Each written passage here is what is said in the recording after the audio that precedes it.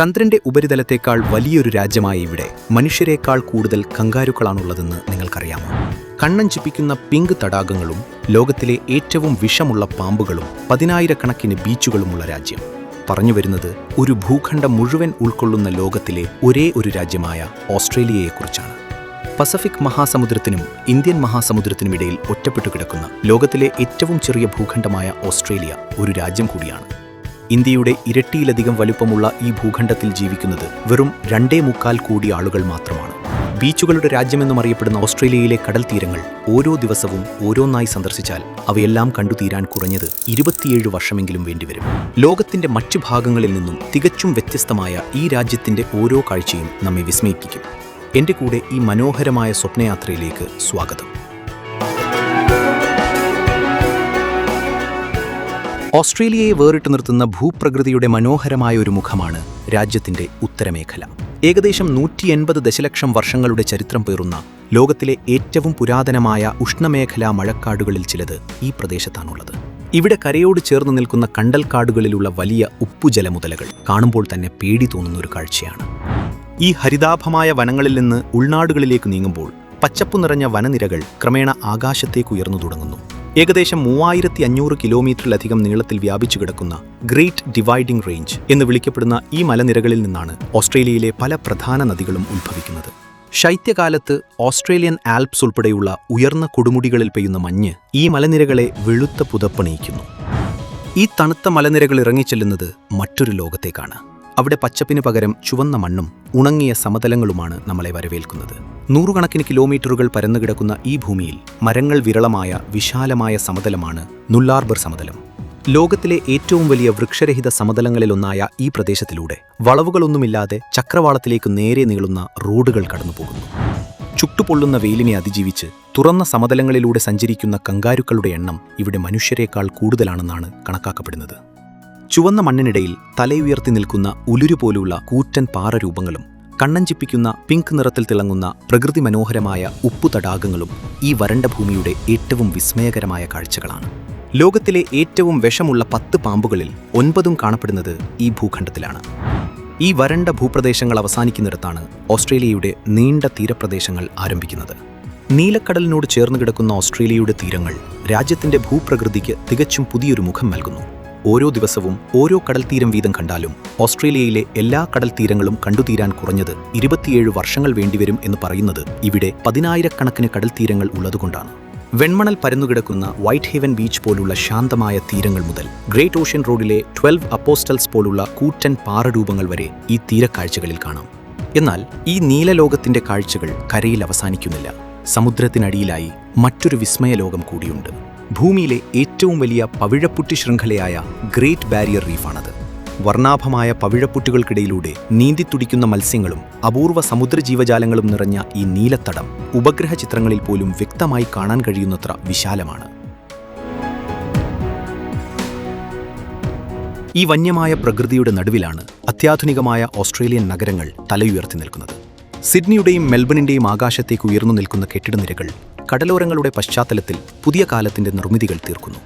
ജലാശയങ്ങൾക്ക് ചുറ്റും പടർന്നു കിടക്കുന്ന ഈ വലിയ നഗരങ്ങളിൽ ചരിത്രത്തനിമയും തിരക്കുപിടിച്ച തെരുവുകളും ഒരേപോലെ കാണാം.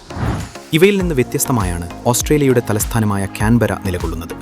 വിശാലമായ തുറസ്സുകൾക്ക് നടുവിൽ തലയുയർത്തി നിൽക്കുന്ന പാർലമെന്റ് മന്ദിരം കാൻബറയുടെ പ്രധാന അടയാളങ്ങളിലൊന്നാണ്. ഇതിനു പുറമെ ബ്രിസ്ബന്റെയും പെർത്തിന്റെയും നഗരക്കാഴ്ചകൾ കൂടി ചേരുമ്പോൾ ഓസ്ട്രേലിയൻ നഗരജീവിതത്തിന്റെ മറ്റൊരു മുഖം കൂടി തെളിയുന്നു. ആകാശക്കാഴ്ചകളിൽ നിന്ന് ജനവാസ കേന്ദ്രങ്ങളിലേക്ക് എത്തുമ്പോൾ ജനസംഖ്യയുടെ ഭൂരിഭാഗവും കിഴക്കും തെക്കുകിഴക്കും തെക്കു പടിഞ്ഞാറുമായി കിടക്കുന്ന തീരമേഖലകളിലെ നഗരങ്ങളിലും അവയുടെ പരിസരങ്ങളിലുമാണ് കേന്ദ്രീകരിച്ചിരിക്കുന്നത്. അനുകൂലമായ കാലാവസ്ഥയും മികച്ച അടിസ്ഥാന സൗകര്യങ്ങളും ഇവിടെ വികസിച്ചതാണ് ഇതിന് പ്രധാന കാരണം. ഒരേ നിരയിൽ പണിതുയർത്തിയ മനോഹരമായ വീടുകളും ശാന്തമായ തെരുവുകളും നഗരഹൃദയങ്ങളിലെ തിരക്കുകളിൽ നിന്ന് തികച്ചും വ്യത്യസ്തമായ അന്തരീക്ഷമാണ് നൽകുന്നത്. നൂറ്റാണ്ടുകളായി ലോകത്തിന്റെ വിവിധ കോണുകളിൽ നിന്ന് കുടിയേറിയെത്തിയ ലക്ഷക്കണക്കിന് മനുഷ്യർ ഈ മണ്ണിൽ ജീവിക്കുന്നുണ്ട്. ഓസ്ട്രേലിയൻ തെരുവുകളിലൂടെ നടക്കുമ്പോൾ വ്യത്യസ്ത ഭാഷകളും ആചാരങ്ങളും ഭക്ഷണരീതികളും കാണാം. ക്രിസ്തുമതം ഏറ്റവും വലിയ മതവിഭാഗമായി തുടരുമ്പോൾ തന്നെ ഇസ്ലാം, ഹിന്ദു, ബുദ്ധമതങ്ങളും വലിയൊരു വിഭാഗം നിരീശ്വരവാദികളും ഈ സമൂഹത്തിന്റെ ബഹുസ്വരത സമ്പന്നമാക്കുന്നു. ഉത്സവങ്ങളുടെയും വിവിധ സംസ്കാരങ്ങളുടെയും നിറച്ചാർത്തുകൾ നഗരജീവിതത്തിന് പുതിയൊരു മാനം നൽകുമ്പോൾ തന്നെ ഈ ഭൂമിയുടെ ആദ്യ അവകാശികളായ ആദിവാസി വിഭാഗവും ഇന്നത്തെ ഓസ്ട്രേലിയൻ സമൂഹത്തിന്റെ ഭാഗമാണ്. രാവിലെ ഉണരുന്ന നഗരങ്ങളുടെ തിരക്കുകളിലൂടെയാണ് ഓസ്ട്രേലിയയുടെ ഒരു സാധാരണ ദിനം ആരംഭിക്കുന്നത്. പകൽ സമയങ്ങളിൽ സജീവമാകുന്ന കഫേകളും ഷോപ്പിംഗ് കേന്ദ്രങ്ങളും നിത്യജീവിതത്തിന്റെ ഭാഗമാണ്. ഏകദേശം 70% വരുന്ന ഓസ്ട്രേലിയക്കാരും സ്പോർട്സിൽ താൽപ്പര്യമുള്ളവരാണ്. ആഴ്ചാവസാനങ്ങളിൽ നിറഞ്ഞു കവിയുന്ന സ്റ്റേഡിയങ്ങളിൽ ഫുട്ബോളും ക്രിക്കറ്റും ആവേശത്തോടെ ആഘോഷിക്കപ്പെടുമ്പോൾ ടെന്നീസ് കോർട്ടുകളിലെയും കടലോരങ്ങളിലെ സർഫിംഗ് ബോർഡുകളിലെയും തിരക്കുകൾ ഈ നാടിന്റെ കായിക സംസ്കാരത്തിന്റെ നേർക്കാഴ്ചകളാണ്. നഗരജീവിതത്തിന്റെ തിരക്കുകളിലേക്ക് കടക്കുമ്പോൾ തെരുവുകളിലൂടെ സഞ്ചരിക്കുന്ന സുന്ദരമായ ട്രാമുകളും നഗരത്തിന്റെ വിവിധ ഭാഗങ്ങളെ ബന്ധിപ്പിക്കുന്ന ട്രെയിനുകളും മെട്രോകളും നഗരക്കാഴ്ചകളുടെ മറ്റൊരു മനോഹരമായ ഭാഗമാണ്. വലിയ നഗരങ്ങളിൽ നിന്ന് അകന്നു പോകുമ്പോൾ ഓസ്ട്രേലിയയിലെ ജീവിതത്തിന്റെ വേഗതയും മാറുന്നു. ചെറിയ പട്ടണങ്ങളും വിശാലമായ ഫാമുകളും കേന്ദ്രീകരിച്ചുള്ള ഗ്രാമീണ സമൂഹങ്ങൾക്കൊപ്പം നഗരങ്ങളിൽ നിന്ന് ഏറെ അകലെ ഒറ്റപ്പെട്ട ചെറു സമൂഹങ്ങളും ഈ ഭൂപ്രകൃതിയുടെ ഭാഗമാണ്. ആധുനിക നഗരജീവിതത്തിന്റെ തിരക്കുകളും ഈ ശാന്തമായ ഉൾനാടൻ ജീവിതവും ചേർന്നാണ് ഇന്നത്തെ ഓസ്ട്രേലിയ രൂപപ്പെടുന്നത്. ഇന്നു കാണുന്ന ആധുനിക നഗരങ്ങൾക്കും കാഴ്ചകൾക്കും 10,000-കണക്കിന് വർഷങ്ങൾ മുൻപ് തന്നെ ഈ മണ്ണിൽ മനുഷ്യജീവിതം തുടങ്ങിയിരുന്നു. 65,000-ലധികം വർഷങ്ങളായി ഈ ഭൂമിയിൽ വേരൂന്നിയ ആദിവാസി ജനവിഭാഗങ്ങൾ ലോകത്തിലെ ഏറ്റവും പഴക്കമേറിയതും തുടർച്ചയുള്ളതുമായ സംസ്കാരങ്ങളിലൊന്നാണ്. അതുകൂടാതെ 100-കണക്കിന് വ്യത്യസ്ത ഗോത്രങ്ങളും ഭാഷാ കൂട്ടായ്മകളുമാണ് ഈ ജനതയെ വ്യത്യസ്തമാക്കുന്നത്. 17-ാം നൂറ്റാണ്ടിൽ ഡച്ച് നാവികർ ഈ തീരങ്ങളിൽ എത്തിച്ചേരുകയും പുതിയ ഭൂപ്രദേശങ്ങളുടെ വിവരങ്ങൾ രേഖപ്പെടുത്തുകയും ചെയ്തു. നൂറ്റാണ്ടുകൾക്ക് മുൻപ് തന്നെ യൂറോപ്യന്മാരുടെ സങ്കല്പത്തിലുണ്ടായിരുന്ന ടെറ ഓസ്ട്രേലിയ അഥവാ തെക്കേ ഭൂമി എന്ന ആശയത്തിൽ നിന്നാണ് പിൽക്കാലത്ത് ഓസ്ട്രേലിയ എന്ന പേര് ഈ രാജ്യത്തിന് ലഭിക്കുന്നത്. 1788-ൽ ബ്രിട്ടീഷ് അധിനിവേശം ആരംഭിച്ചതോടെ ഈ ഭൂമിയുടെ ചരിത്രത്തിൽ പുതിയൊരു അധ്യായം കുറിക്കപ്പെട്ടു.